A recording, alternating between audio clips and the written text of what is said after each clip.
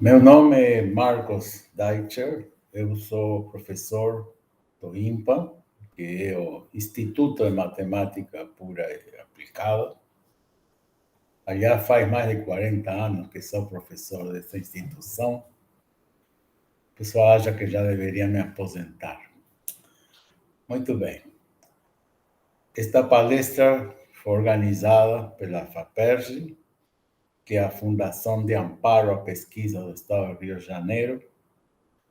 É uma instituição que tem prestado um grande serviço à ciência no estado do Rio, em particular à matemática, e muito mais em particular a nosso grupo de geometria diferencial.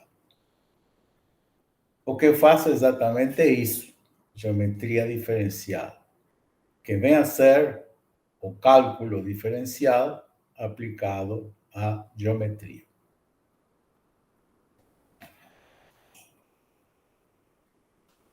Bem, todo mundo sabe que é uma curva. Vem a ser um conjunto, subconjunto do plano de dimensão 1. Exemplos notáveis são a reta e a circunferência. Uma circunferência é o subconjunto do plano de pontos que estão a uma distância, a uma mesma distância de um ponto que a gente chama de centro. Mas as curvas que a gente está interessado são as curvas parametrizadas. É porque justamente a gente vai aplicar o cálculo diferencial ao estudo das curvas. Então, o que é uma curva parametrizada? Bem, a gente tem um parâmetro, que digamos é o tempo, e a cada valor do tempo assigna um ponto do plano. Então, a gente está percorrendo a curva a uma certa velocidade, que vem a ser um vetor tangente. Todo mundo sabe o que é velocidade. Basta se imaginar que essa curva é a trajetória de um carro andando num plano. Mas nós estamos interessados na curvatura. Bem, a curvatura da curva é exatamente a aceleração quando a curva é percorrida com velocidade constante. Bem, Napoleão Bonaparte, École Polytechnique. As curvas parametrizadas foram estudadas pela École Polytechnique.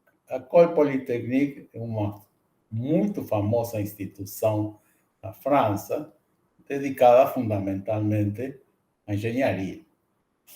Vocês podem ver que ela foi fundada por Napoleão Bonaparte. É claro que as pessoas que fundaram realmente a instituição eram cientistas, mas o inspirador foi Napoleão, pois ele estava muito interessado em desenvolvimento da ciência, e em particular se fala que ele era fã da matemática. Como diz aí, além das proezas bélicas, é conhecido pelo Código Napoleônico, e muita gente considera ele como um déspota ilustrado, que é uma pessoa de muito talento e capacidade de trabalho. Na época em que os estados europeus eram governados por regimes absolutistas, né, ele fez muitas reformas no Estado francês. Outros, no entanto, ven como um ditador tirânico que provocou guerras que causaram milhões de mortos. Eu acho que as duas visões são certas. Bem, porque na época o pessoal estava interessado, né, nas curvas parametrizadas? Bem, é porque tinha importância militar. Vocês certamente sabem que muitos dos avanços na ciência e na tecnologia foram resultado de pesquisas e investimentos na área militar. No caso das curvas parametrizadas, uma razão óbvia é a balística. Mas uma razão menos óbvia são as fortificações. Nós vamos passar agora de curvas parametrizadas a superfícies. E já posso adiantar que o pessoal também estava muito interessado em superfícies porque estava interessado em mapas. Né? E o interesse militar dos mapas é óbvio. Então, o que é uma superfície? Bom, agora trata-se de um subconjunto bidimensional no espaço, assim, no nosso espaço. Exemplos notáveis são, obviamente, o plano e a esfera, que é o subconjunto de pontos de espaço que tem a mesma distância de um ponto que a gente chama de centro.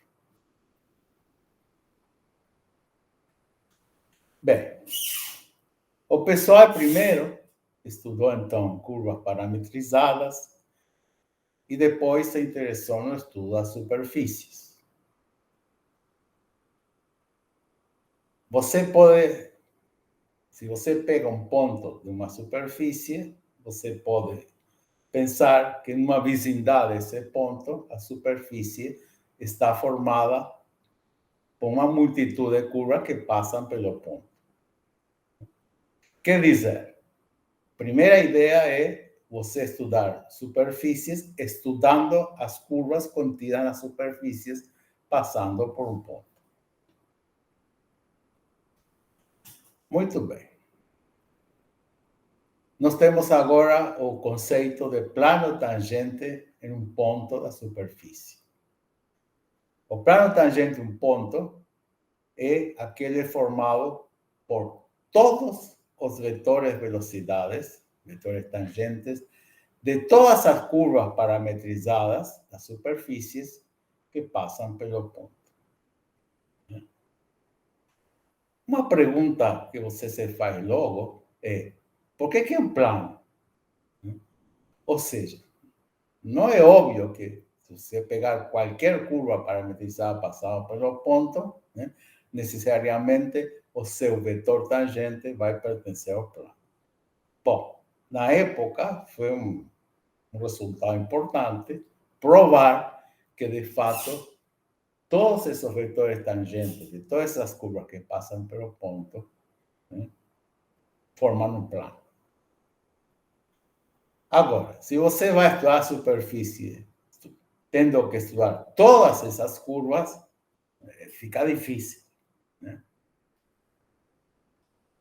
Então, a gente vai agora explicar como esse procedimento pode ser simplificado. Para isso, vou introduzir a noção de vetor normal, né?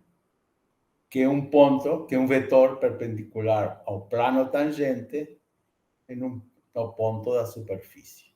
Certo? Tem um ponto da superfície, eu já sei que tem um plano tangente, pego o vetor normal.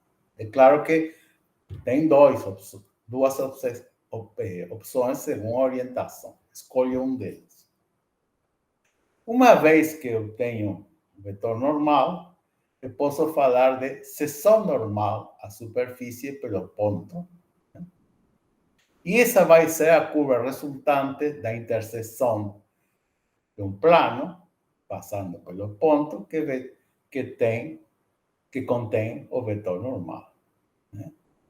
É claro que tem muitos planos normais, né? Tem um fecho de planos normais.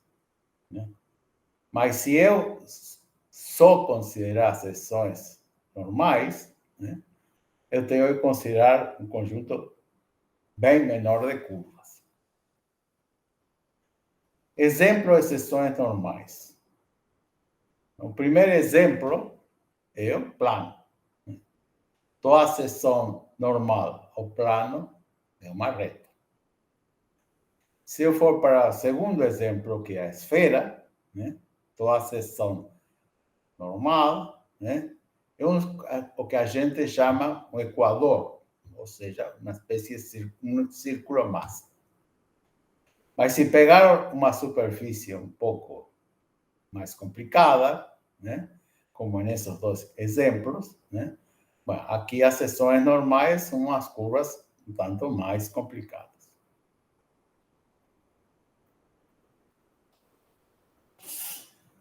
Curvaturas principais da superfície no ponto. A ideia é que eu vou olhar a todas as seções normais, conjunto de todas as seções normais, né? E cada uma dessas seções normais, né? Eu tenho associada uma curvatura, né? Ok? As curvaturas principais, que estou chamando de K1 e K2 da superfície no ponto, são o máximo e o mínimo das curvaturas de todas as seções normais que passam pelo ponto. É claro que se for o plano, são todas zero, né? E se for a esfera raio 1, né? São todas, vale o mesmo. Mas em uma superfície geral, você vai ter um máximo e um mínimo. Com isso, eu posso finalmente definir o que é a curvatura de uma superfície em um ponto, P. A curvatura da superfície é o produto das curvaturas principais. Agora, eu quero observar que uma informação muito importante é o sinal da curvatura. Né? Que a curvatura seja positiva significa, né, que as curvaturas principais têm o mesmo sinal. Nesta hora, né, eu vou observar, né, que a curvatura, o sinal das curvaturas principais vai depender da orientação do vetor normal. Né? Então, mudando a orientação, né, as duas curvaturas principais mudam de sinal, mas se for positiva, não tem mudança nenhuma. Pois o sinal da curvatura, né, me dá informação sobre a geometria da superfície. Ela exatamente diz que a superfície está toda, né, em um dos lados do plano tangente, mas isso, claro, perto do ponto. Longe do ponto, a coisa pode mudar. E que a curvatura seja negativa, ou seja, se os sinais das curvaturas principais são opostos, neste caso, a superfície atravessa o plano tangente perto do ponto. Eu gostaria de observar, antes de realmente finalizar, né, que a geometria diferencial que começou a se desenvolver na França continuou seu desenvolvimento na Alemanha e a curvatura de uma superfície chama-se normalmente curvatura de Gauss. E isto é porque Gauss provou um resultado fundamental dentro da teoria das superfícies. Ele mostrou que se você deforma uma superfície, né, dentro do nosso espaço, mas deformação muito especial, essa deformação não pode nem contrair nem esticar a superfície. Né? Para esse tipo de formação, a curvatura não muda. Ela é a mesma. Esse resultado foi uma verdadeira revolução na época da geometria da superfície. Obrigado a vocês.